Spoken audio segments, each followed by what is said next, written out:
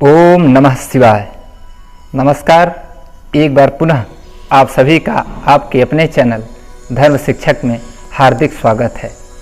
आज के इस वीडियो में हम बात करने वाले हैं प्रदोष व्रत के बारे में। आश्विन मास के कृष्ण पक्ष में पड़ने वाला प्रदोष इस वर्ष किस दिन मनाना श्रेष्ठ है, इस बारे में आज की इस वीडियो में हम आपको बताने वाले। साथ ही प्रदोष व्रत का महत्व क्या है और प्रदोष व्रत के करने की विधि तथा उद्यापन की विधि क्या है, ये सभी जानकारी हम आज के इस वीडियो में आपको देने वाले हैं। प्रदोष व्रत यानी दोषों से मुक्ति दिलाने वाला व्रत। प्रदोष को त्रयोदशी और तेरस भी कहा जाता है। प्रत्येक माह में 2 एकादशी की तरह 2 प्रदोष भी होते हैं। हिंदू धर्म में एकादशी को भगवान विष्णु से तो प्रदोष को शिव जी से जोड़ा गया है। दरअसल इन दोनों ही व्रतों से चंद्र का दोष दूर होता है। शिव जी को प्रसन्न करने के लिए प्रदोष व्रत की खास अहमियत है। सुख सौभाग्य की प्राप्ति और कष्टों से छुटकारा पाने के लिए प्रदोष व्रत का बड़ा ही महत्व है। प्रदोष व्रत के दिन भगवान शिव की विधिवत पूजा अर्चना की जाती है। प्रदोष व्रत रखने से जातक की सभी मनोकामनाएं पूरी होती है। आश्विन मास कृष्ण पक्ष का पहला प्रदोष व्रत इस वर्ष 12 अक्टूबर दिन गुरुवार को पड़ रहा है। ऋषिकेश पंचांग के अनुसार आश्विन माह के कृष्ण पक्ष की त्रयोदशी तिथि 11 अक्टूबर 2023 को सायं 5:41 से 12 अक्टूबर शाम 7:44 तक है। प्रदोष काल में ही भगवान शिव की पूजा शुभ मानी जाती है, इसीलिए प्रदोष व्रत गुरुवार के दिन ही रखा जाएगा और पूजा का शुभ मुहूर्त प्रदोष काल में यानी 12 अक्टूबर को सायंकाल 5 बजे से 6:30 तक शुभ है। प्रदोष काल दिन के अंत और रात की शुरुआत के बीच का समय है। सूर्यास्त के 45 मिनट पूर्व से लेकर सूर्यास्त के 45 मिनट बाद तक के समय को प्रदोष काल कहा जाता है। मास की त्रयोदशी तिथि में सायंकाल को प्रदोष काल कहा जाता है। मान्यता है कि त्रयोदशी के दिन महादेव कैलाश पर्वत के रजत भवन में प्रदोष काल के समय नृत्य करते हैं और देवता उनके गुणों का स्तवन करते हैं। गुरुवार को आने वाले प्रदोष को गुरु प्रदोष कहा जाता है। यह शिक्षा एवं ज्ञान प्राप्ति के लिए किया जाता है। साथ ही यह जिस भी तरह की मनोकामना लेकर किया जाए उसे भी पूर्ण करता है। प्रदोष को प्रदोष कहने के पीछे एक कथा जुड़ी हुई है।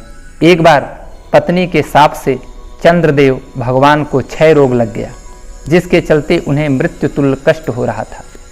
इस रोग से मुक्ति पाने के लिए सभी देवी देवताओं ने चंद्रदेव को भगवान शिव की पूजा व तपस्या करने को कहा।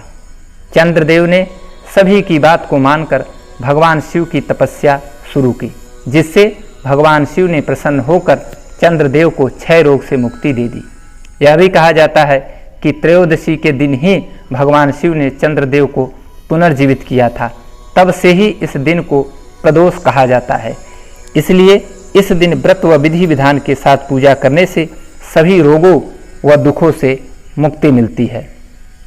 प्रदोष व्रत की शुरुआत कब से करें?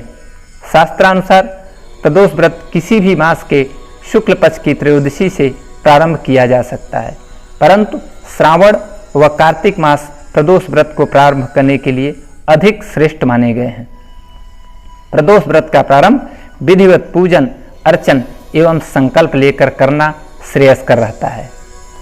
प्रदोष व्रत के नियम अगर हम देखें तो प्रदोष व्रत करने के लिए मनुष्य को त्रयोदशी के दिन प्रातः सूर्योदय से पूर्व उठना चाहिए। नहा करके भगवान शिव का ध्यान करें। दिन भर गुस्सा या विवाद से बचें।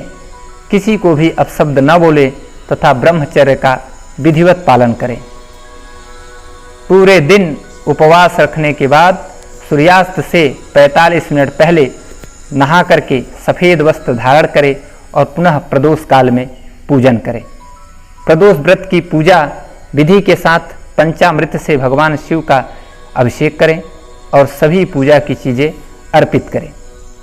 प्रदोष व्रत में लगने वाली पूजन सामग्री प्रदोष व्रत में पूजा की थाली में अबीर, गुलाल, चंदन, अक्षत, फूल, मदार के फूल, धतूरा, बिल्वपत्र, जनेऊ, कलावा, दीपक, कपूर और अभिषेक के लिए दूध, जल, पंचामृत आदि होना चाहिए। प्रदोष व्रत में क्या खाएं और क्या न खाएं। प्रदोष व्रत के दिन तामसिक भोजन का सेवन बिल्कुल न करें, साथ ही प्याज, लहसुन, मांस इत्यादि से भी दूर रहें। इसके साथ इस दिन तंबाकू और मदिरा का सेवन बिल्कुल ना करें। प्रदोष व्रत निर्जल तथा निराहार सर्वोत्तम है, परंतु यदि संभव न हो तो पूरे दिन सामर्थ्यानुसार मीठा फलाहार भोजन कर सकते हैं। प्रदोष के व्रत में किसी भी प्रकार का अन्न और नमक का सेवन वर्जित है। प्रदोष व्रत की उद्यापन विधि। प्रदोष व्रत को 11 या फिर 26 त्रयोदशियों के साथ रखने के बाद ही उद्यापन करना चाहिए। व्रत का उद्यापन त्रयोदशी तिथि को ही किया जाता है। प्रत्येक त्रयोदशी के समान ही विधिवत पूजन करें। तदनंतर खीर से अग्नि में हवन करना चाहिए। हवन करते समय ओम उमा सहित शिवाय नमः मंत्र से 108 बार आहुति देनी चाहिए। हवन समाप्त होने के बाद भगवान शिव की आरती और शांति पाठ करें। अंत में ब्राह्मण को सामर्थ्य अनुसार भोजन और दान देकर भगवान शंकर का स्मरण करते हुए व्रती को भोजन करना चाहिए। इस प्रकार उद्यापन करने से व्रती पुत्र पौत्रादि से युक्त होता है तथा आरोग्य लाभ करता है। इसके अतिरिक्त वह अपने शत्रुओं पर विजय प्राप्त करता है एवं संपूर्ण पापों से मुक्त हो जाता है, ऐसा स्कंद पुराण में कहा गया है। तो ये है प्रदोष व्रत के बारे में एक संक्षिप्त जानकारी। उम्मीद करते हैं यह जानकारी आप सभी के लिए उपयोगी सिद्ध होगी। भगवान शिव की असीम कृपा आप सभी पर बनी रहे। ओम नमः शिवाय।